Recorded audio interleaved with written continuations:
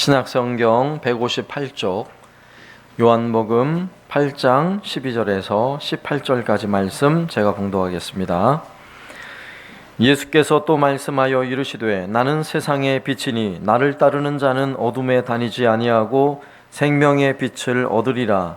바리새인들이 이르되 내가 너를 위하여 증언하니 내 증언은 참되지 아니하도다. 예수께서 대답하여 이르시되 내가 나를 위하여 증언하여도 내 증언이 참되니 나는 내가 어디서 오며 어디로 가는 것을 알거니와 너희는 내가 어디서 오며 어디로 가는 것을 알지 못하느니라. 너희는 육체를 따라 판단하나 나는 아무도 판단하지 아니하노라. 만일 내가 판단하여도 내 판단이 참되니 이는 내가 혼자 있는 것이 아니요 나를 보내시니가 나와 함께 계심이라. 너희 율법에도 두 사람이 증언이 참되다 기록되었으니 내가 나를 위하여 증언하는 자가 되고 나를 보내신 아버지도 나를 위하여 증언하시느니라. 아멘. 여러분은 빛이 좋습니까? 어둠이 좋습니까? 빛이 훨씬 좋죠. 그런데 때로는 어둠이 좋을 때가 있어요. 밝은 빛이 좋긴 한데 세수를 제대로 안 했다든지 제대로 치장을 안 하면 밝은 곳으로 가기가 싫어져요. 좀 조명도 어두우면 좋겠어요. 우리 마음도 그래요. 죄의 짐을 가득 가지고 있으면 밝은 하나님 앞으로 나오는 것이 여러분 부담스럽습니다. 에덴 동산에서 그러했듯이 선악과를 따먹어 하나님의 말씀에 불순종한 그 죄악이 아담과 하와 마음속에 들어왔지요. 그리고는 빛 대신 하나님 앞으로 나갈 수가 없는 거예요. 그래서 나무 뒤에 숨어서 떨고 있는 것이죠. 지구상에 있는 거의 모든 생명체는 햇빛이 필요합니다. 햇빛이 밝게 비추는 곳에서는 나무도 잘 자라고 또 동물들도 잘 자라게 돼 있어요. 잘 성장하게 돼 있어요. 우리 사람도 마찬가지예요. 여러분 하루에 최소한 한 번 이상은 햇빛을 쬐어야 돼요. 햇빛을. 얼굴 탄다고 너무 방어하지 마시고 햇빛을 쬐어야 우리 몸에 멜라토닌이라는 햇빛을 받을 때만 생겨나는 호르몬이 있는데 햇빛을 안 받으면 이 호르몬이 안 생겨요. 근데 이 호르몬의 작용은 뭐냐면 행복하게 만들어주는 거예요. 살고 싶어지는 거예요. 근데 이 햇빛을 자꾸 안 쬐면 멜라토닌이라는 호르몬이 점점 사라지고요. 자꾸만 우울해지는 거예요. 삶이 힘들어지는 거예요. 그러니까 어두컴컴한 방에서 나오지 않는 사람들은요, 좀 햇빛을 쬐야 돼요. 쬐야 돼. 영국에 비가 자주 오는 영국에 흐린 날씨가 점점 길어지면 길거리에 다니는 많은 사람들이 우울증에 시달린대요. 이것이 사람의 모습도 그래요. 우리의 모습도. 이왕이면 여러분 창문을 활짝 여시고 여러분 햇빛을 받으시기 바랍니다. 빛을 좀 쏘이시기 바랍니다. 너무 그 피부 미용에 신경 쓰지 마시고 이왕이면 태양빛도요 여러분 많이 쏘이세요. 그런데 우리에게 정말 필요한 것은 태양빛이 아니라, 물론 태양빛도 필요해요. 그런데 우리에게 정말 필요한 것은 예수의 빛이에요. 예수의 빛. 태양빛이 사라지면 지구는 망하는 날이에요. 그죠? 예수님의 빛이 사라진 사람, 여러분 망한 것입니다. 예수님의 빛이 없이 사는 사람, 결코 살아있다고 말할 수 없는 거예요. 죽은 것입니다. 오늘 말씀에서 예수님은 분명하게 말씀하세요. 나는 세상의 빛이다. 나는 세상의 빛이다. 오늘 12절 말씀. 예수께서 또 일러 가라사대 나는 세상의 빛이니 나를 따르는 자는 어둠에 다니지 아니하고 생명의 빛을 얻으리라. 여러분 요한복음에 예수님이 빛이라는 주제는 굉장히 중요한 내용이에요. 요한복음 1장 9절에서도 참 빛, 곧 세상에 와서 각 사람에게 비추는 빛이 있었나니 그가 세상에 계셨으며 세상은 그로 말미암아 지은 바 되었으되 세상이 그를 알지 못하였고. 이 빛은 무엇일까요? 예수님의 빛이에요. 예수님이 세상에 빛으로 오셨는데 세상은 그 빛을 알아보지 못했다라고 말씀하고 있는 것입니다. 자, 오늘 본문 속에서도 예수님이 나는 빛이라, 나는 세상의 빛이라 라고 말씀하시는데 예수님을 빛으로 알아보지 못하는 사람들이 있었어요. 그들은 유대인 중에 바리새인들이었어요. 바리새인들. 그들은 굉장히 똑똑한 사람들이었어요. 아주 합리적인 사람들이었어요. 그리고 논리적인 사람이에요. 예수님이 나는 빛이라 하시는 말씀에 자, 이렇게 대꾸하고 있어요. 아니, 다른 사람들이 예수를 향하여 빛이십니다 하면 이해가 가지만 자기가 스스로 나는 빛이다, 이게 말이 되냐 하는 거예요. 바리새인이 똑똑하죠. 나는 빛이다. 다른 사람들은 아무도 인정하지 않는데 나 혼자 빛이다 그러면 그게 어떻게 빛이냐 하는 거예요. 정말 그렇죠. 아무도 인정하지 않는데 나 혼자 예뻐. 예쁜 게 아니죠, 사실은. 혼자 예쁘다고 생각하는 거죠. 인정해줘야 되는 거 아니냐라고 반론을 제시하는 거예요. 그러니 예수님 말씀하세요. 그래, 율법에도 나와 있는 바와 같이 나에 대하여, 내가 비친 것에 대하여 두 증인이 있는데 그 한 사람은 나 스스로 나를 증거하는 것이고, 그리고 나와 함께 하신 하나님이 내가 빛이라는 사실을 증인으로 서주고 있다라고 말하는 거예요. 그러니까 바리새인들이 더 깜짝 놀랐죠. 뭐라고? 네 아버지가 누구야? 너희가 나를 알았더라면 그렇게 묻지 않았을 텐데. 예수님 말씀하세요. 그러니 바리새인들이 얼마나 열이 받겠어요. 너무너무 열이 받으면 여러분 어떻게 해요? 자녀들 막 혼내다가 여러분 열 받으면 뭐라 그래요? 너 뭐야? 이렇게 하죠. 그래서 바리새인들이 예수님을 향해서 넌 도대체 누구야? 그러는 거예요. 넌 뭐 하는 사람이야? 그러는 거예요. 여러분, 어두움에 거하는 사람은 몰라요. 예수님을 향해서 도대체 누구야? 예수님이 누군지 모르죠. 어둠은 결코 빛을 좋아할 수 없습니다. 왜냐하면 빛이 비춰지면 어둠은 사라지기 때문이죠. 오늘 예수님께서 나는 세상의 빛이라 라고 말씀하실 때 오늘 우리 모두에게는 예수님이 우리의 빛인 줄로 믿으시길 바랍니다. 우리 믿는 사람들이에요. 예수님은 정말 나에게 빛이세요. 그러면 정말 예수님이 나에게 빛이신가? 다시 한번 질문해 봐야 돼요. 예수님이 정말 나에게 빛이신가? 오늘 12절 말씀에서는 예수님이 나에게 빛이시라면 나타나는 세 가지 중요한 반응이 있어요. 첫 번째는 나는 세상의 빛이니 나를 따르는 자는 예수님을 따른다 하는 것이고, 두 번째는 어둠에 다니지 아니하고 라고 말씀하니까 어둠에 다니지 않는다는 것이고, 세 번째는 생명의 빛을 얻으리라 하는 것이니까 생명의 빛을 얻었다 하는 것입니다. 그래서 오늘 이 세 가지 내용으로 우리는 과연 예수님이 나에게 빛이신가를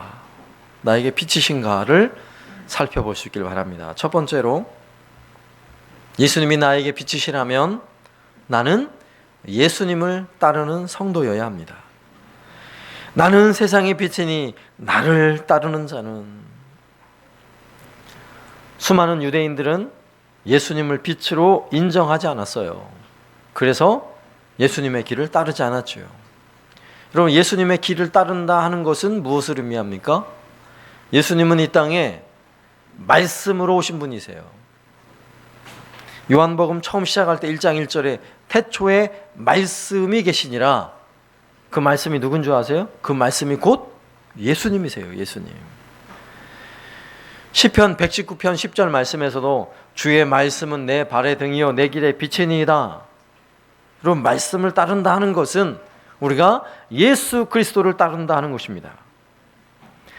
예수께서 제자들에게 말씀하셨어요. 예수께서 너희도 가려느냐? 수많은 사람들이 예수님을 쫓다가 예수님을 향해 뿔뿔이 흩어지는 거예요. 도망가는 거예요. 그래서 예수님 말씀하셨어요. 너희도 가려느냐? 그때 베드로가 요한복음 6장 68절에서 이렇게 말을 해요. 시몬 베드로가 대답하되 주여 영생의 말씀이 주께 있사오니 우리가 누구에게로 가오리까? 아주 정확한 대답을 했죠. 영생의 말씀이에요. 예수님이 영생의 말씀이에요. 그러므로 우리가 예수님을 따른다 하는 것은 말씀을 따르는 사람들이라는 거예요. 여러분, 말씀을 따르고 있습니까? 말씀대로 순종하고 있습니까? 제자들도 빛이신 예수님을 따르기 위해서, 여러분 어떻게 한 줄 아세요? 예수님을 따르기 위해서 가족을 버려야 했어요. 자기 직장을 버려야 했어요. 자기가 그동안 하던, 열심을 다해서 하던 자기의 일을 다 버렸어요. 그리고 예수님을 따랐습니다. 여러분, 믿음은 가만히 있는 게 믿음이 아니에요. 믿음은 따라가는 것입니다. 가만히 앉아있는 사람은 제대로 믿지 않는 거예요. 믿음은 따르는 것입니다. 누굴 따라요? 예수님을 따르는 것입니다. 예수님을 따른다는 말은 말씀을 따르는 것이라고 말씀드렸어요. 오늘도 예배를 드리며 하나님의 말씀이 내게 은혜의 말씀으로 내가 받았다면 그 말씀대로 따르고 순종해야죠. 이것이 바로 예수님을 따르는 거예요. 예수님이 우리에게 빛으로, 말씀을 통해 빛으로 비춰주신다면 그 말씀의 빛을 여러분 따라가시길 바랍니다. 지난 주간에 새가족 우리 확신반 화요일마다 공부를 하고 있는데, 공부를 하면서 예수님을 믿는다는 것은 예수님이 나의 주인이라는 것입니다. 이런 말씀을 가르쳐 드리고, 예수님이 주인이십니까?를 물어봤어요. 한 사람 한 사람에게. 예수님이 주인이십니까? 그러니까 새가족부에 앉아 계신 분들은 정말 처음 다 예수 믿는 분들이에요. 교회 나온 정말 얼마 안 되신 분들, 이제 한 두 달 되신 분들. 정말 예수님이 당신의 주인이십니까? 이렇게 물어보니까 이분들이 지난주, 지지난주 다 예수님 영접하고 믿었거든요. 믿겠다고 고백하신 분들이거든요. 뭐라고 대답하셨을 것 같아요? 뭐라고 했을 것 같아요? 여러분에게 묻습니다. 예수님은 여러분의 주인이십니까? 네. 여러분은 아멘 하셔야죠, 당연히. 근데 이분들은 아멘이 어려운 거예요.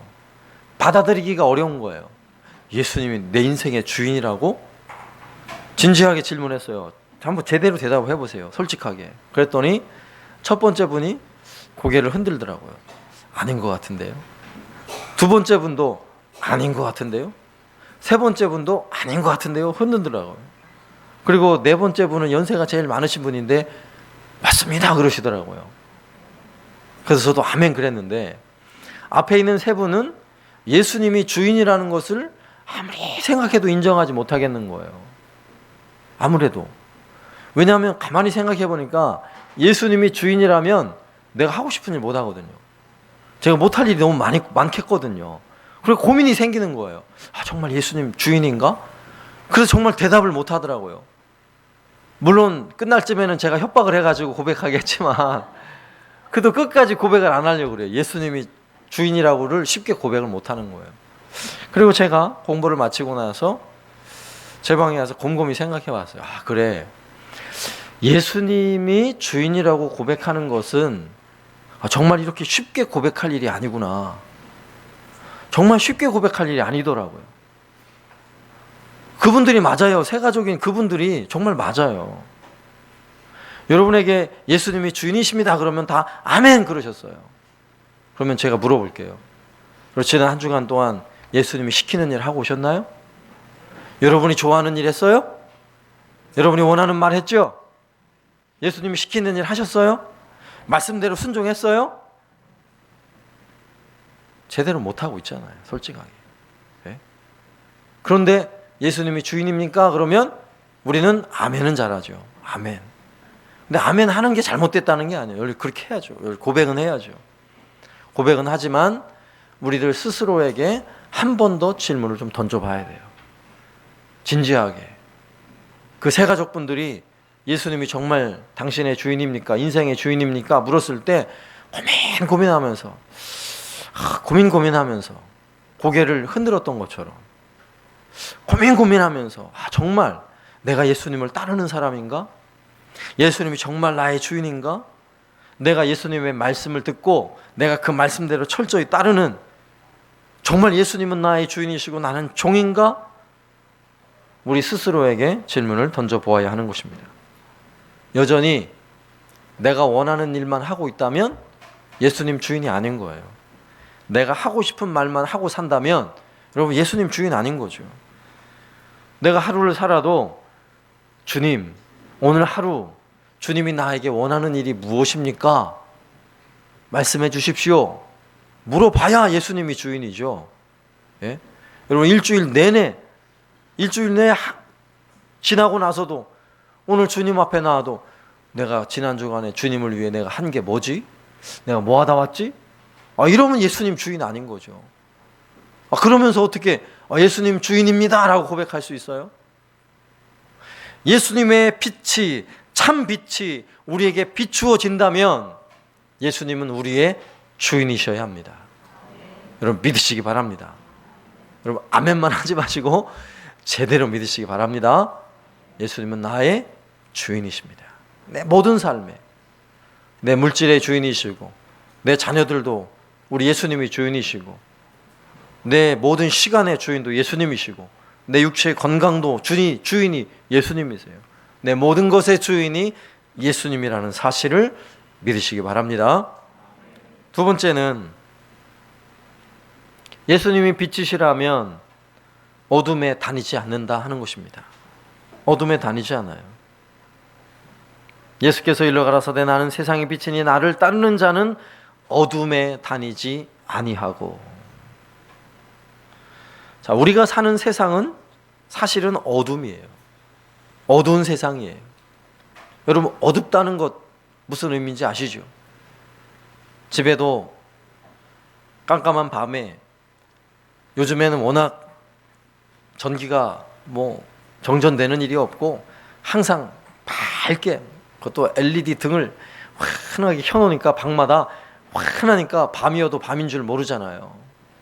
그런데 혹시 정전이 돼서 불이 다 나갔다고 해봐요. 갑자기 온 방이 캄캄해져요. 여러분 내 방이라도 캄캄해지고 나면 문 열고 팍 나갈 수 있어요? 그러다 그냥 들이받죠. 깜깜해서. 어둠이라는 건 바로 이런 거예요. 굉장히 불편해지고요. 어떻게 할 수 없는 거예요. 여러분 지난 13일에도 미국의 맨하탄에 정전 사태로 또 블랙아웃이 됐어요.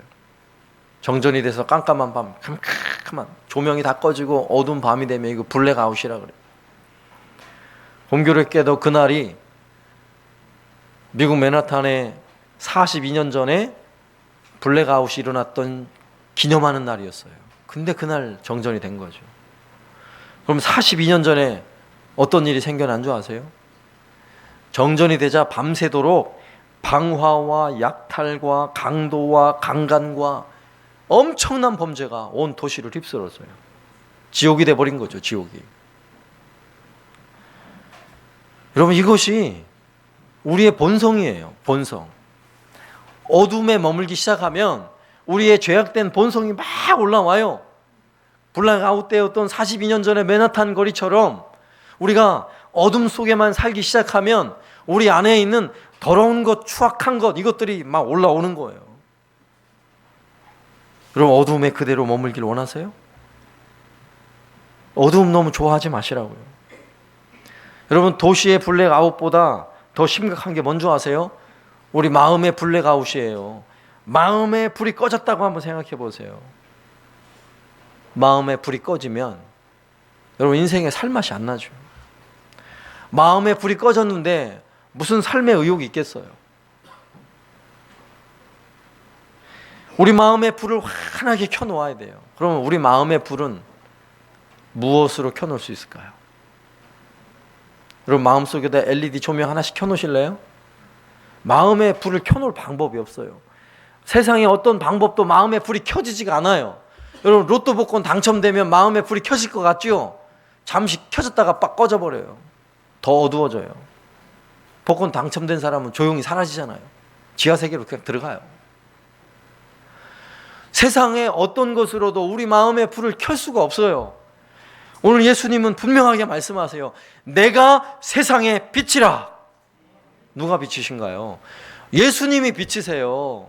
우리 마음에 예수님의 빛이 비춰야 우리 마음의 블랙아웃, 정전 사태가 사라지는 거예요. 예수님이 빛을 비추고 있어야 하는 것입니다. 마음에 예수님의 불이 꺼진 사람은 42년 전에 맨하탄 거리가 되는 거예요. 내 마음에 예수님의 빛이 꺼지는 순간, 여러분 잘 들어보세요. 이런 증상들이에요. 여러분 자주 듣던 이야기들이죠. 게임 중독, 인터넷 중독, 술 중독, 담배 중독, 약물 중독, 쇼핑 중독, 음란 중독. 마음에 불이 꺼진 사람이에요. 예수님의 빛이 꺼져버린 사람들. 멀리 생각하지 마세요. 아주 가까이에 있어요. 가까이에. 우리 마음에 예수님의 빛이 비춰지고 있다면 어둠이 사라지는 것이 당연한 것입니다. 너무나 당연한 거예요. 여러분, 내 마음에 예수님의 빛이 비추고 있는데 이렇게 어두운 세상의 빛이 어떻게 내 마음에 자리를 잡고 있겠어요? 말이 안 돼요. 말이 안 돼요. 문제는 무엇입니까? 내 마음에 어둠에 있는 게 문제가 아니라 빛이 없는 게 문제예요. 예수님의 빛이 없는 것이 문제라고요. 빛이 비춰지기만 하면 내 마음에 어떤 어둠이라 할지라도 사라질 줄로 믿습니다. 여러분, 강영우 박사님이라고 여러분 잘 아실 거예요. 지금은 뭐 천국에 가시고 2012년에 돌아가셨는데 정말 대단하신 분이에요. 이분이 중학교 때 공에 맞아서 눈이 실명을 했어요. 그분이 얼마나 어렵겠어요. 그 청소년 시기에. 그래서 스스로 막 자살도 생각하고 너무나 고통스럽게 어두운 인생을 사는 거죠. 근데 이분이 예수님의 빛이 그 안에 임하기 시작했어요. 그는 연세대학교를 나왔고 미국에 유학을 가서 공부를 열심히 했어요. 실명을 했는데도. 그리고 박사학위도 땄어요. 그리고 그는 백악관에, 미국의 백악관에 국가장애인위원회 정책 차관보까지 하셨어요. 오바마 대통령 때는 자문위원도 하셨어요. 그의 인생이 너무나 아름다워서 노만 빈센트 필이라는 박사님이 책을 썼어요. 그분에 대해서. 그분이 발행을 한 거예요. 근데 그분이 책을 내고 나서 그분이 고백한 이야기가 있어요. 이 강영우 박사님의 생애를 알고도 하나님의 존재를 부정하는 사람은 아무도 없을 것입니다. 이 강영우 박사님은 이 시대가 필요로 하는 그리스도의 위대한 산 증인이 되었습니다. 책을 발행했던 사람이 그 강영우 박사님의 인생을 보고 한 이야기예요. 그리고 그 앞을 보지 못한다는 것은 우리보다도 더 어두운 인생을 살았던 사람이에요. 그의 모든 세상이 깜깜하니까. 그러나 빛 되신 예수님을 따랐던 사람, 그의 인생을 빛 되신 예수님이 어떻게 인도하셨는지를 여러분 보시라고요. 우리의 인생도 마찬가지예요. 우리 가정에 우리 자녀들도 마찬가지예요. 우리를 어둠 가운데 빛으로 인도할 수 있는 유일한 방법은 예수 그리스도밖에 없습니다. 여러분 믿으시기 바랍니다. 우리 아동부 청소년부 이번 수련회를 통해서 예수님을 여러분 빛으로 보셔야 돼요. 빛으로 만나야 돼요. 네? 예수님의 빛의 인도함을 받으면요, 여러분 부모님들 걱정할 거 하나도 없어요. 수련회 아이들 안 보내는 분은요, 어둠으로 내모는 거예요. 여러분 명심하세요. 어둠으로. 빛으로 인도함을 받아야죠. 빛으로. 애들뿐만 아니에요. 우리 자신도 마찬가지예요. 내가 예수님을 20년, 30년 믿었어도 마찬가지예요. 여러분, 불도요, 불은 켜놨는데 깜빡깜빡할 수도 있고 전구가 오래돼가지고 그냥 전구가 나갈 수도 있어요. 우리 마음에 예수님의 빛이 반짝반짝 비치고 있는지, 내가 어둠 가운데 여전히 거하고 있다면 예수님의 빛이 점점 희미해져 가고 있는 거예요. 여러분 예수님의 빛으로 여러분 나오시길 바랍니다. 우린 더 이상 어둠 가운데 머물 수 없다는 사실을 믿으시기 바랍니다. 세 번째는 예수님이 우리에게 빛이시라면 우리는 생명의 빛을 얻게 돼요. 생명의 빛을 얻으리라 이렇게 말씀하고 있어요. 생명의 빛을 얻으리라. 예수님은 세상의 빛이십니다. 그 빛이 우리에게 비춰지면 놀라운 사실, 우리도 세상의 빛이 되는 거예요. 여러분 믿으십니까? 예수님이 우리 안에, 내 안에 있는 진정한 빛이 되면 나도 세상에서 빛을 발할 수가 있는 거예요. 태양빛도 제대로 받지 못한 식물들은요, 잎이 노랗게 떠가지고 시들시들하다가 병들어 죽고 마는 것입니다. 그러나 햇빛을 제대로 받는 나무는 잎사귀가요 아주 초록색 빛을 띠죠. 그리고 그 나무에서 열리는 과일들은 여러분 당도가 달라요. 여러분 이렇게 오랜 기간 동안 비 오고 나서 과일을 사 먹어보면 맛이 어때요? 수박을 사 먹어보면 이게 물인지 수박인지 이게 분간이 안 돼요. 그런데 비가 안 오고 막 햇빛이 쨍쨍 내리쬐는 그런 날, 며칠이 지나서 과일을 사 먹어보면 어때요? 맛이 달라져요. 너무너무 달잖아요. 여러분 세상과 자연의 원리도 그렇지만 우리도 마찬가지예요. 예수님의 빛이 우리를 향해서 반짝반짝 우리 안에 비추고 있으면 우리가 생명의 빛을 얻습니다. 생명의 빛을 얻어요. 생명의 빛을 얻었다는 것은 우리가 생명이 됐다는 것입니다. 우리가. 그리고 나를 통해 누군가에게 생명의 빛이 비춰지는 것입니다. 여러분 이런 은혜가 있길 바랍니다. 그러면 우리가 생명의 빛을 얻기 위해서 어떻게 해야 되는 줄 아세요? 한 가지 방법밖에 없어요. 내 마음에 예수님의 빛이 점점 어두워가고 있다면 여러분 얼른 회개하셔야 돼요. 회개하셔요. 내가 어둠 가운데 자꾸 머물러서 예수님의 빛이 희미해졌다면 회개하고 돌이켜야죠. 그리고 주님 앞으로 다시 나와야 돼요. 여러분 중세시대에 이탈리아의 나폴리 총독이었던 오스나 총독이 있어요. 그가 감옥에 순실을 갔어요. 감옥에 순실을 가서 보니까 수많은 죄수들이 있죠. 그래서 죄수들을 불러가지고 일일이 면담을 해봤어요. 왜 여기까지 왔는지 그 사연을 물어보니까 누구 한 사람도 죄인이라고 말하는 사람이 없는 거예요. 나는 억울합니다. 나는 여기 올 사람이 아닙니다. 억울합니다. 다 억울함을 호소하는 거예요. 그런데 한 사람을 만났어요. 당신은 왜 여기 왔습니까? 물어보니까 이 사람은 눈물을 흘리면서 나는 죄인입니다. 나는 가난하고 먹을 것이 없어서 유혹을 못 이기고 내가 빵을 훔쳐 먹었습니다. 나는 죄인입니다. 나는 죄인입니다.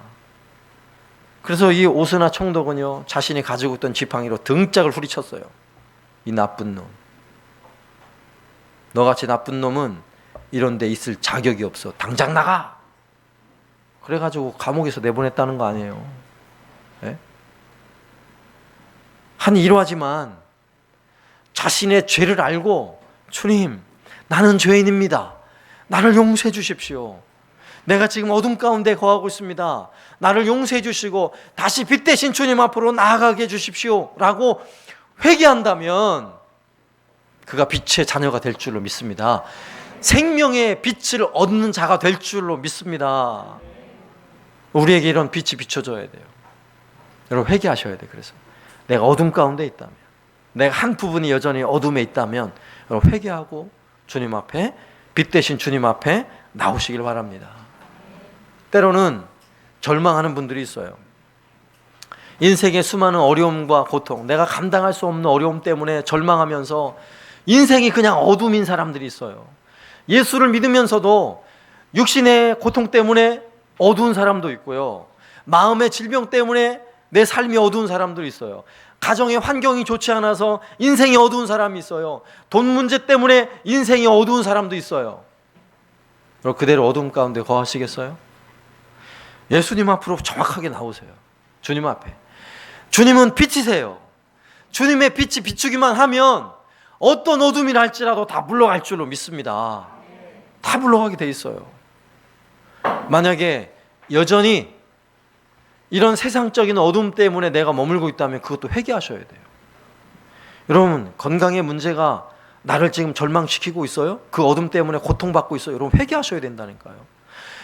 돈의 문제, 빚의 문제, 내가 감당할 수 없으면 힘들죠. 너무너무 어렵죠.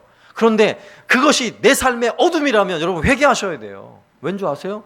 예수님이 빛이신데 왜 그 어둠이 물러가지 않냐고요. 왜? 여러분 마음이 힘드세요? 마음이 너무 힘드셔서 여러분 여전히 어둠 가운데 있어요?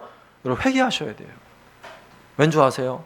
예수님이 내 마음에 빛을 비추고 있다면 어떤 어둠이라 할지라도 존재할 수가 없어요. 회개하지 않은 게 문제예요. 여러분 그 어떤 어둠도 빛과 공존할 수 없어요. 빛 대신 주님과 공존할 수 없어요. 회개하는 사람에게는 반드시 예수님의 생명의 빛이 임할 줄로 믿습니다. 한 여성 작가가요, 허리를 다쳐가지고 척추를 다쳐서 병에 누워있어요. 병원에. 하반신을 완전히 쓸 수 없는 상태가 돼버린 거예요. 너무나 고통스럽죠. 절망하며 울며 간호하러 오는 간호사들에게 막 쏘아붙이면서 자신의 이 어두운 절망을 막 갖다 쏘아붙인 거예요. 하나님 도대체 살아계십니까? 나를 왜 이렇게? 이러면서 원망하고 절망하며 어둠 속에서 6개월 동안을 살았어요. 그러던 어느 날 아침, 창문에서 아침에 태양빛이 비춰지는데 그 빛이 자신에게요 쫙 얼마나 따사롭게 비춰지는지 그때 그는요 깜짝 놀랐어요. 하나님의 이 영광의 빛이, 하나님의 은혜의 빛이 내 몸이 지금 내가 하체를 못 쓰는 이런 불구자의 삶이 되어가고 있지만 하나님의 빛이 나에게 변함없이 비추고 있다는 사실을 깨달은 거예요. 그는 눈물을 펑펑 흘리면서 글을 쓰기 시작했어요. 그가 쓴 글이 뭔지 아세요? 내 영혼에 햇빛 비치니 주 영광 찬란해. 이 세상 어떤 빛보다 이 빛 더 빛나네. 주의 영광 빛난 그 빛 내게 비춰 주시옵소서. 그 밝은 얼굴 배울 때 나의 영혼 기쁘다. 여러분 오늘 이 시간 우리 예수님의 영광의 빛, 그 생명의 빛이 저와 여러분 모두에게 비춰지기를 주의 이름으로 축원합니다. 오늘 다 같이 일어나셔서